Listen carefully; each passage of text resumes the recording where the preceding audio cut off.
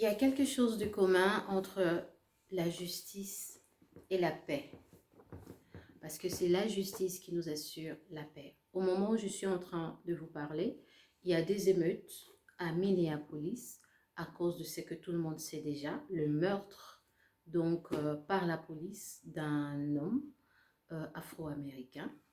Et à cause de cela, la population s'est indignée et en ce moment, les gens sont donc dans les rues en train de protester. Et les gens sont en train de demander justice. Alors, qu'est-ce que la justice en réalité? Parce que si on peut comprendre ce que la justice, nous comprendrons c'est que la paix. Il est clair que dans le monde, il n'y a pas la paix. Si nous devons considérer tout ce que nous avons vécu jusqu'à présent, tout ce que nous savons de l'histoire, des conquêtes, de l'histoire des colonisations, de l'histoire d'esclavage aujourd'hui, des royaumes qui s'élèvent contre d'autres, des pays, des nations qui s'élèvent les uns contre les autres, nous pouvons donc conclure que, en réalité, il n'y a pas de paix en tant que telle sur la terre. Pourquoi? Parce qu'il n'y a pas la justice. Cette justice que les gens sont en train de crier dehors à Minneapolis en ce moment n'accomplit pas la justice de Dieu. La Bible est claire là-dessus. Les hommes ne pourront jamais arriver à un niveau où ils appliquent la justice telle que Dieu aurait voulu, telle que Dieu l'avait prédéfinie, telle que Dieu l'avait décrétée. Les hommes donc n'y arriveront pas. Donc ce soir, c'est mon petit chat. Qu'en dites-vous? Vous avez la possibilité de réagir donc sur ce partage de ce soir. J'aimerais donc partager avec vous tout de suite, directement, sans attendre, le passage de Ésaïe. Alors, c'est Ésaïe 32 au verset 17 qui dit ceci. Oui, l'œuvre de la vraie justice sera la paix et le service de la vraie justice sera le calme et la sécurité pour des temps indéfinis. Verset 18. Oui, mon peuple habitera dans une demeure de paix, dans des habitations tout à fait sûres et dans des lieux de repos. J'aimerais aussi directement passer au verset suivant que je vais partager avec vous donc aujourd'hui.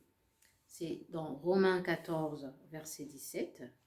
Car le royaume de Dieu, ce n'est pas le manger et le boire, mais la justice, la paix et la joie par le Saint-Esprit. Si nous réunissons ces deux versets, le premier dit que l'œuvre de la justice, ce sera la paix et la sécurité. Et ce verset dit que le royaume de Dieu, c'est la justice, la paix et la joie. Sans justice, il n'y a pas de paix, et sans paix, il n'y a pas de joie. Et Romains ici nous dit clairement que cela n'est possible que par le Saint-Esprit. Donc, je ne veux pas totalement aller vraiment en profondeur. Ce que j'aimerais dire, c'est que Jésus nous a promis qu'il nous donnera la paix. Et il a dit que je ne donnerai pas la paix comme le monde la donne. Il a dit, je vous donne ma paix. Croyez en moi et croyez en celui qui m'a envoyé. Donc, en fait, il y a une corrélation entre croire en Jésus, croire en Dieu et la justice et la paix. Pourquoi? Parce que le seul œuvre de justice qu'il y a dans la Bible, c'est le sacrifice de Jésus-Christ à la croix. C'est ce sacrifice-là qui nous justifie. Et c'est ce sacrifice-là qui nous donne la paix. Parce que la Bible dit que le châtiment qui nous donne la paix est tombé sur lui. Et c'est par ses meurtrissures que nous sommes guéris. Donc c'est pour dire qu'il y a quelque chose qui s'est passé à la croix qui nous assure, nous, la paix. Mais comment, vous allez me demander, mais attends, de quelle paix tu parles? Comme vous connaissez, c'est ma douce brise du soir. Je suis dans le bien-être et le développement personnel, le coaching. je suis de ceux qui pensent que le grand changement se passe à l'intérieur de soi et je crois que c'est le message biblique. Quand on voit tous les symbolismes qui sont attachés au récit du jardin d'Éden, c'était vraiment des symboles Dieu voulait par là vraiment nous montrer que ce jardin, cet enclos, ce lieu fermé là, c'est en fait notre être intérieur. C'est là qui est la paix. Tu peux avoir du trouble autour de toi, mais tu es dans une paix que tu n'arrives pas à t'expliquer. On a dit que Dieu a dit dans sa parole que confiez-moi tous vos soucis et ma paix qui surpasse tout entendement gardera votre cœur et vos pensées dans le Seigneur Jésus-Christ. C'est seulement quand tes pensées et ton cœur est gardé dans la parole, parce que Jésus-Christ c'est la parole tout court, on ne va pas compliquer l'affaire. Quand tes pensées sont focalisées sur ce que Dieu dit d'une telle ou telle situation, ben, tu n'es pas dans l'angoisse, tu n'es pas dans l'anxiété, tu n'es pas en train de t'en faire en fait. Alors, tout le monde recherche la paix, tout le monde recherche la justice, mais juste que il ne la recherche pas là où il faut. Il ne la recherche pas là où il faut. La paix signifie que rien ne te manque. La paix veut dire que tout va bien, financièrement, matériellement et émotionnellement, mentalement, que tu n'as rien qui te manque. Mais c'est un état spirituel. C'est d'abord un état spirituel parce que c'est le spirituel qui a créé le naturel. Et pour que nous puissions voir cette manifestation de la vérité, parce que la paix, c'est une vérité, c'est tel que Dieu l'avait voulu, sinon il n'aurait pas commencé à placer Adam dans le jardin d'Éden, qui veut tout simplement dire dans le jardin des délices, dans le jardin du bonheur. L'être humain n'avait pas été créé pour vivre dans le trouble. Alors nous recherchons la joie, nous recherchons la paix là où nous pouvons en trouver. Et malheureusement, comme je l'ai dit, nous allons chercher dans des endroits où il ne faut pas. Il arrivera un moment où une certaine personne apparaîtra et nous proposera la paix. Il fera des traités avec des nations. Il poussera des peuples qui ne s'attendaient pas à s'entendre entre eux. La paix, ce sera l'arme qu'il va utiliser en fait. Parce que, allez, nous tous, nous aspirons à la paix. Nous tous, nous voulons cette justice. D'accord? Et la justice est même la première arme dans les armes dont parlait l'apôtre Paul quand il disait que revêtez-vous de toutes les armes de Dieu afin de pouvoir résister au temps mauvais.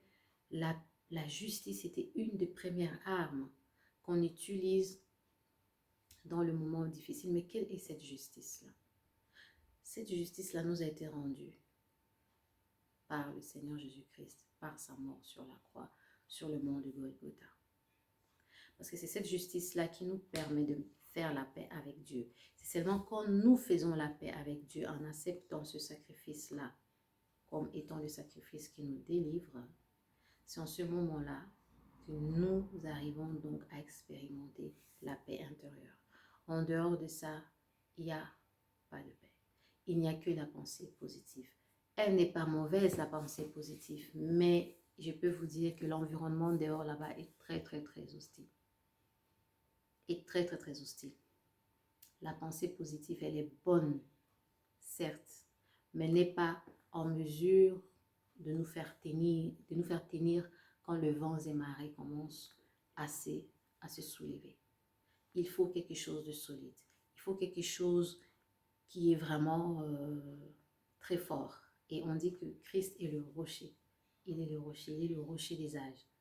Vous voyez? Donc voilà, c'était mon partage de ce soir. Je sais qu'il y aura certaines personnes qui se poseront peut-être des questions et qui ne comprendront pas ce que je viens de dire parce que voilà, les choses spirituelles, c'est spirituellement qu'on en juge. Quand on va se baser sur ces 5 sens, mais on n'y comprendra absolument rien, on sera totalement à côté de la plaque. Donc, je vous propose donc de m'envoyer de mails ou de m'écrire tout simplement sur ma page Facebook 12 brises matinales ou en réaction donc à cette vidéo dans mon petit chat Quand du tout. Je suis donc disposée à répondre à toutes vos interrogations. Dans les derniers temps, nous aurons de moments difficiles. Jésus-Christ nous l'avait déjà prévenu. Mais ce ne sera pas encore la fin. Parce que ces choses doivent arriver pour mettre en place un autre système. Le monde est en train de changer. Mais la parole de Dieu ne change pas. Depuis des âges, elle reste pareille. Bien qu'on a essayé de la modifier comme on peut, les gens ont essayé de l'interpréter comme ils voulaient, mais elle est restée toujours pareille. J'espère seulement qu'avec ce message, j'ai pu mettre de l'espoir dans le cœur de certaines personnes qui sont peut-être dans l'angoisse, troublées, incertains de l'avenir du monde. Qu'est-ce qui va se passer? Sachez qu'en Christ, vous avez la justice. En Christ, vous avez la paix. Et la première justice, c'est celle qui a été accomplie sur le mont du Golgotha. Et la paix, c'est la paix que tu fais avec Dieu. C'est la seule et unique façon d'avoir la paix en soi. Je vous aime beaucoup. Je vous laisse donc avec cette réflexion. J'attends vos réactions. À demain pour ma brise matinale, soins capillaires. Et vous verrez ce qu'il en est, donc comment tout ceci évolue. Voilà, bonne soirée.